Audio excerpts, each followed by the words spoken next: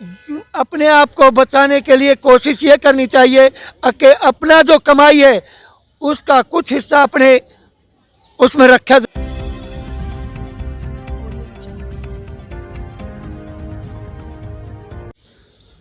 नमस्कार साथियों, मैं मनोज सुराजी स्वागत करता हूं आपका मिनी संसद के मंच पे। देश में सबसे मजबूत और सबसे बड़ी संस्था अगर कोई है तो वो होती है परिवार, जिस पर इंसान भरोसा करता है।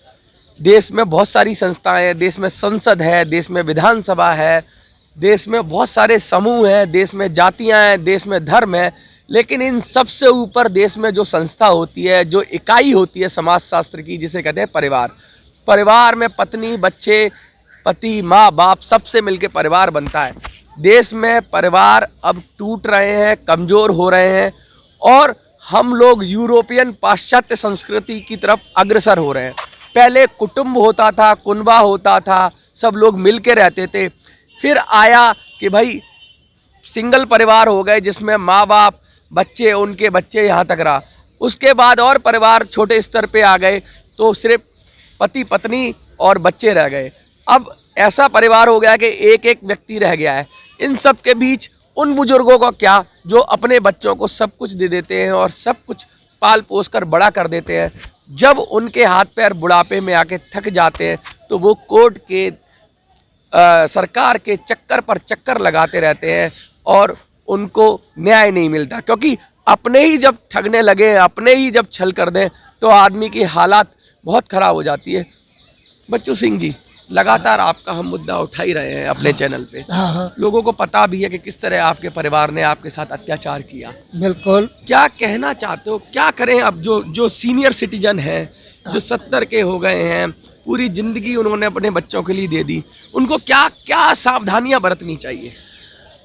देखिए, मैं सबसे पहले तो ये कहूँगा कि हर तरह से इस उम्र में आकर, मेरी उम्र जो है अब 73 में लग चुका हूँ मैं, और मैं 2011 में 31 दिसंबर को भारत सरकार के दिल्ली विकास प्राधिकरण से सेवानिवृत्त हुआ था। तो उस समय मुझे ज्ञान नहीं था कि मेरे साथ मेरा परिवार इस तरह का मतलब बर्ताव करेगा, और मैंने उनका हर तरह से उन लोगों को मतलब वो काम किया जो करना चाहिए था मुझे। मैंने उन लोगों को नौकरी भी दी सबको, और पढ़ाया लिखाया सब कुछ मैंने किया, बड़ा किया, पाल पोस के बड़ा कर दिया। नहीं, वो आपकी जिम्मेवारी भी थी। सभी माँ बाप करते हैं, ऐसा कोई बात नहीं कि आपने वैसे तो देखिए, ये सभी माँ बाप का फर्ज है, लेकिन मैंने वो फर्ज अदा किया। लेकिन अपने साथ आपने कुछ अन्याय किया। मैंने अपने साथ अन्याय, अपना पेट काटा। पेट काटा और आत्मा को रुलाया कि भाई मैं अपने बच्चों के लिए कुछ करके जाऊं, लेकिन मेरे बच्चों ने, हर इंसान की यही कहानी है भारत में, वो अपना पेट काटता है। अब हम देख लें तो माँ बाप, ये बड़ा उनके लिए सबसे बड़ा धन उनका बच्चे होते हैं।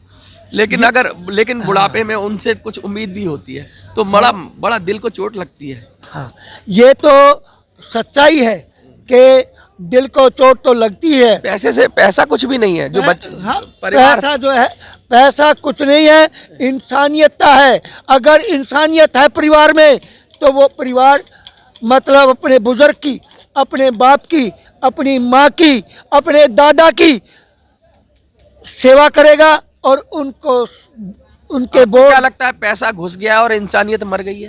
पैसा घुस गया है, बाहरी कुरीतियां परिवार में घुस चुकी है और लोग एक दूसरे की टांगे खींच रहे हैं। अब परिवार की संस्था भी भारत में खत्म होती जा रही है, आपको क्या लगता है? ये सब बिल्कुल सत्य है कि जो पारिवारिक जो ताकत है वो अब हिंदुस्तान में खत्म होती जा रही है, और सारे झगड़े बढ़ रहे हैं और कानून ऐसे बना दिए हैं कि पारिवारिक झगड़े को और बढ़ा देते हैं, और बढ़ा देते हैं। वो निपटारा तो कुछ होता नहीं है।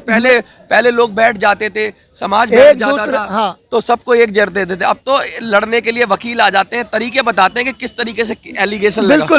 बिल्कुल, ये सत्य है कि वकील आज आगे आता है क्यों आता है कि जब सुलह आदमी, कराने के लिए नहीं, लड़ाई कराने के लिए। हाँ, लेकिन कुछ वकील ऐसे भी है जो सुलह कराते हैं। कुछ वो तो वकील कोर्ट मीडिएशन कोर्ट बैठा दे रखी है हाँ। आजकल फैमिली मैटर में।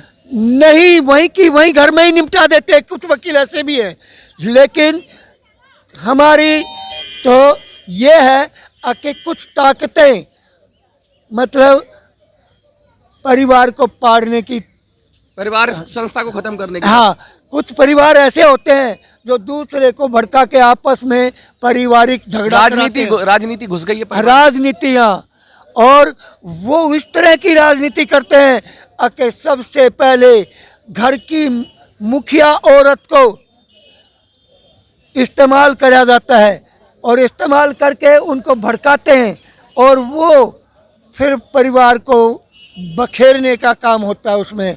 और बुजुर्गों को सबसे पहले उस परिवार के मुख्य सदस्य, जो उस परिवार का मुख्य होता है, उसको मारने की कोशिश करी जाती है। क्या संदेश देना चाहेंगे लोगों को? मैं संदेश ये देना चाहूँगा कि आप मतलब कुरीतियों से दूर रहो।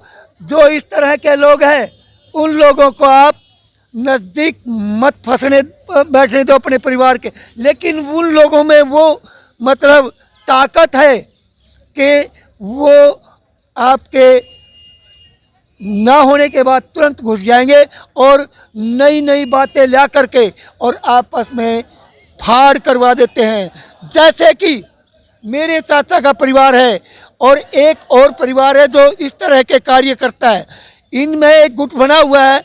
ये इन्होंने पहले भी मेरे गांव में एक परिवार खत्म कर दिया। जगन सिंह सन ऑफ सुखदैया का नाम खत्म हो गया। अब यही कार्य मेरे साथ होने को जा रहा था, मैंने मीडिया के सामने रख दिया है। और मैं ये कहना चाहूँगा कि ऐसे आदमियों से दूर रहिए, और वो कोशिश तो यही करेंगे कि आपके परिवार को पाड़ें। बुजुर्गों को क्या करना चाहिए अपने आप को बचाने के लिए? बुजुर्गों को अपने आप को बचाने के लिए कोशिश ये करनी चाहिए कि अपना जो कमाई है उसका कुछ हिस्सा अपने उसमें रखा जाए। देखिए, साफ साफ कह रहे हैं कि बुजुर्गों को बचाने के लिए कुछ हिस्सा अपने पास रखना पड़ेगा, अपनी कमाई का। अपने बारे में भी सोचना चाहिए, परिवार के बारे में भी सोचना चाहिए, लेकिन 10-20% अपने बारे में सोचना चाहिए। जंतर मंतर से, मिनी संसद से, मनोज सुराजी। जय हिंद, जय भारत।